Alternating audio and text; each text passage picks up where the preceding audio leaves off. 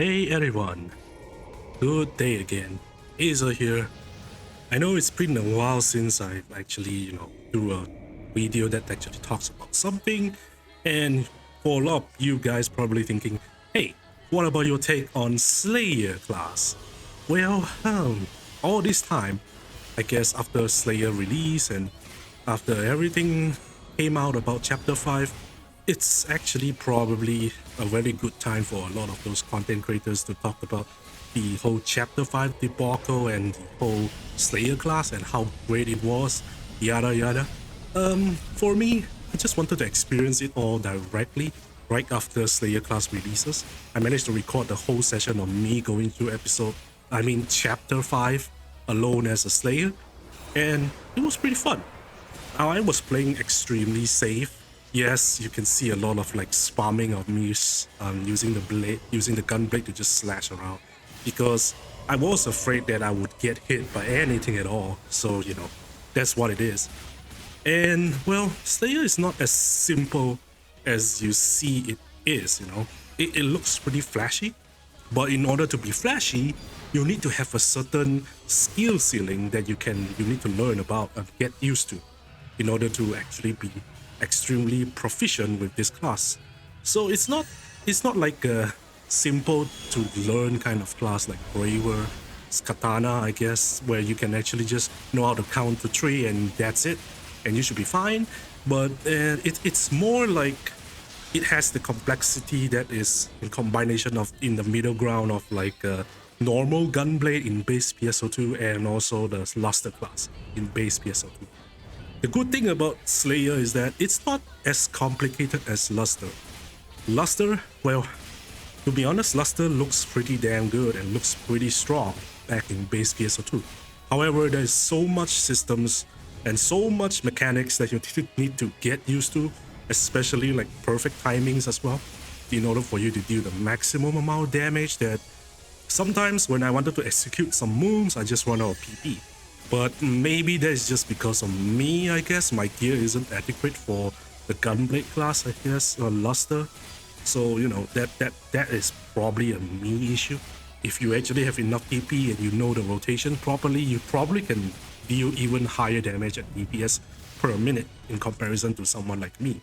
However, I had to safely say that Slayer, it finds a very, very good middle ground where you can actually play safe, but you wouldn't be dealing enough damage unless the enemy keeps attacking you, which is something like, for example, the enemies like the Bujin boss and Goku boss as well. They usually always like to get close to you and try to hit you from far. Those kind of bosses is actually much more probable for you to just counter them instead of just constantly attacking them. However, for normal bosses that usually have slower rotations of attacks and reads that are very obvious, you can actually go ham on them and just know when they will attack. And usually it will be very easy for you to counter those attacks as well.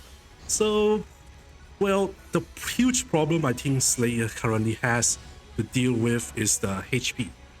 Slayer, despite how strong it is not entirely crazily buff. It got nerfed a lot in terms of the HP pool that it has. It has the lowest HP pool in comparison to all classes.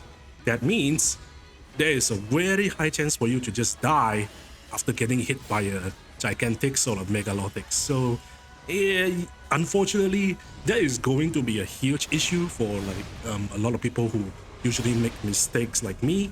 I'll still get one hit or sometimes get hit by bosses a lot of times in an unlucky run, I guess, because of skill issue, or maybe the latency is just not good, or the game sometimes didn't really react as fast as you wanted it to, maybe. But other than that, it's always my fault that I get hit. However, when you are in a lucky run and you manage to get all your hits connected and you manage to dodge everything, Slayer just becomes like a crazy class. It sends you flying, and not only that, it actually allows you to fight a fight like a crazy close quarter combat kind of class, despite being a range class. Usually, technically, range classes are always squishy, but Slayer especially is extremely squishy because it's extremely powerful as well. You can literally say that, Slayer is a class that actually benefits from people smashing the normal attack, or smashing the weapon action as well, because it actually rewards you by every chances of countering, dodging, and whatever. It actually rewards you for doing those actions as well. So, for example, the Relentless Blade is just, it's ridiculous. After getting used to using Relentless Blade on the one of the highest PP costs and highest potency PA from Slayer class, it was actually the skill that allows you to gap close the enemies or AoE, but also allows you to do a very, very long single target kind of attack that ends with a large damage. Right before you fire that last shot, you can actually press the normal attack button and your final shot would deal like crazy amounts of damage. And I guess that's why the potency is like 1080. So, that's why the whole damage is very high, but it is only high if you complete the whole chain of attacks. And of course, dueling all those is going to leave you open for enemies to hit you. So it's only going to be very good to use on down enemies, of course.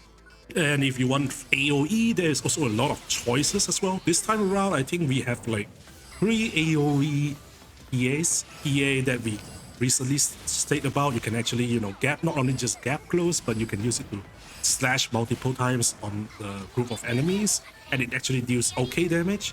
It's not the strongest, but it's decent enough. But of course, it doesn't really. It also uses a lot of PP though, unfortunately.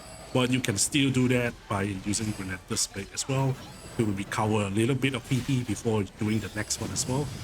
There is also like the other PA that actually allows you to just literally suction enemies if you land it, smash it on the ground. I don't really understand why you get this skill of like suctioning small enemies into the closer to you or something. I think it's a side effect of stunning enemies and somehow grabbing them and then them stunning into you or something.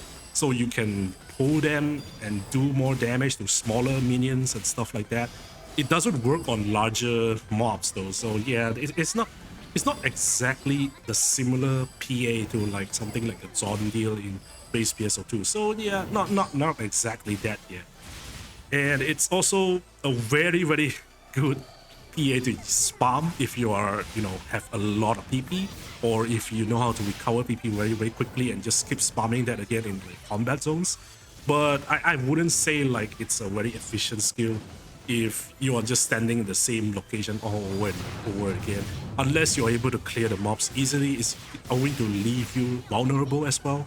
So I usually use this like in between attacks or something when I know that the enemy who is on the floor is going to attack me, or if I'm surrounded by enemies, I can use this to just soar up to avoid a lot of attacks. And yeah, that's actually a very cool thing.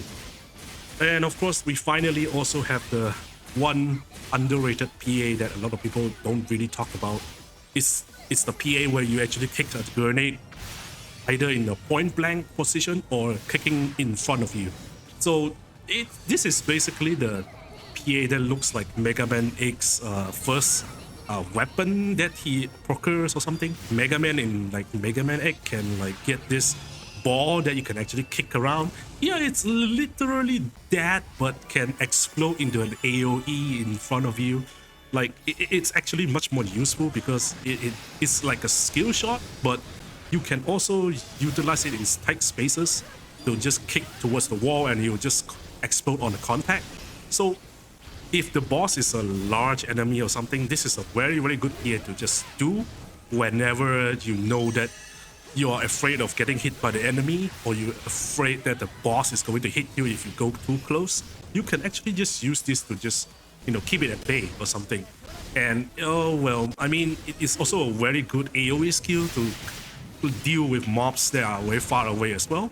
But it's not exactly like a long-range skill, because the only reason why you can sometimes hit a long-range target is because of the explosion radius. But once you get used to how large the explosion radius can reach, you can usually time it very, very well, and it will do you a lot of damage to a whole group of enemies, and usually will wipe them out instantly with just 2 shots or something, which is crazy because, you know, this is the kind of PA that I thought Ranger should be getting, but apparently Slayer just somehow do it much more stylishly, I guess.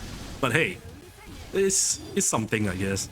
Also, if you do the point blank version of this grenade throw, it's going to explode in point blank and also give you a guard frame as well in front of you. So you can take advantage of that, but I still cannot find the use of that unless I wanted to retreat. But at the same time, I think the full charge does that as well. So there's a lot of chances for you to gain iframes from my attacks as well, but it definitely requires a lot of mastery here and there.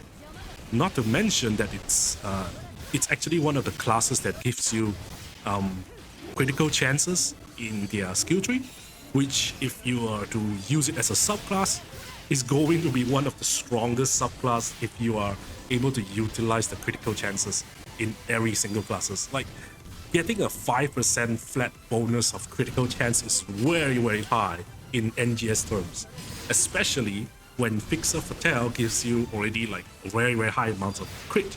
So for people who actually main Slayer themselves, they might as well just skip Fatale entirely and just go for Termina, because at this point you are guaranteed to hit a lot of critical hits because your crit rate is already so high in combination to the add-on skill from Braver. So if you are Braver, add-on skills is also like level 15 and above, and you already also have the max out the critical chance that you are able to get from the Slayer skill tree.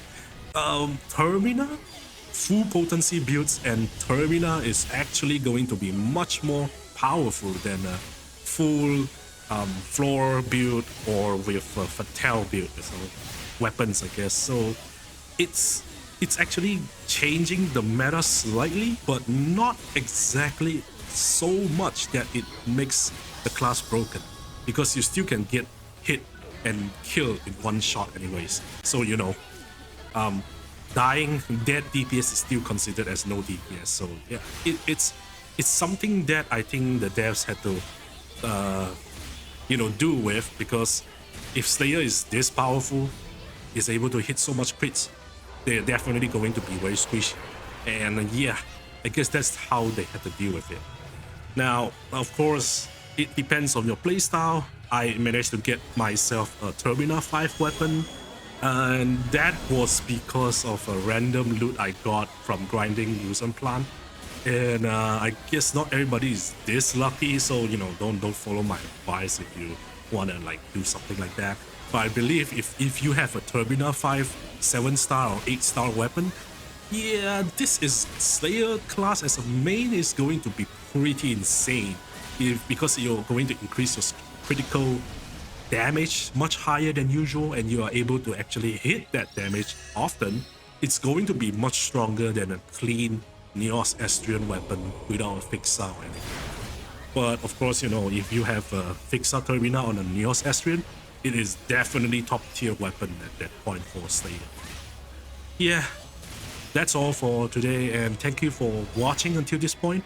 If you enjoy my content and my memes that I usually sometimes post around in my Twitter account and in YouTube and maybe in Reddit as well, please like and subscribe to my YouTube channel. It will actually help me a lot.